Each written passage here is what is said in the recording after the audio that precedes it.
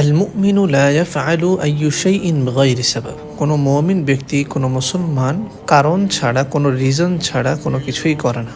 আপনি যা কিছুই করেন না কেন, এর আলটিমেট রিজন যে আপনি কেন করতেছেন, এটা আপনার কাছে ক্লিয়ার থাকতে হবে, পরিষ্কার থাকতে হবে যে আমি যে এই কাজটা করছি, এই কাজটা করা আমার জন্য কতটুকু ঠিক, নাকি আমি আমার নফসের কথা মতো কাজ করছি।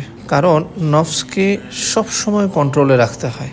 আপনি যদি নফসকে কন্ট্রোল না করেন, তাহলে নফস আপনাকে কন্ট্রোল করবে। মন চাইতেছে গান শুনি কিংবা মুভি দেখি, তো এটা হলো নফসের চাহিদা। এর দ্বারা আপনি আল্লাহ তাআলার নৈকট্য না, বরং দূরে সরে যাবেন। ঠিক তদ্রূপ নামাজ তো আপনি পড়লেন, কিন্তু সালাম ফেরানোর সাথে সাথে নফস বলছে যে না, উঠো, বের হও মসজিদ থেকে, জিকির আজকার তুমি রাস্তায় করে নিবে। কিন্তু ঈমানের তাকাজা হলো যে নামাজের পরে কিছুক্ষণ জিকির আজকার করা, ইস্তেগফার করা। এই জন্য কোনো কিছু করার আগে ভাববেন যে এটা কি আপনার নফসের আদেশ, নফসের কথা, নাকি আল্লাহ তাআলার আদেশ। জাযাকুমুল্লাহু খাইর। আসসালামু আলাইকুম ওয়া রাহমাতুল্লাহি ওয়া বারাকাতুহু।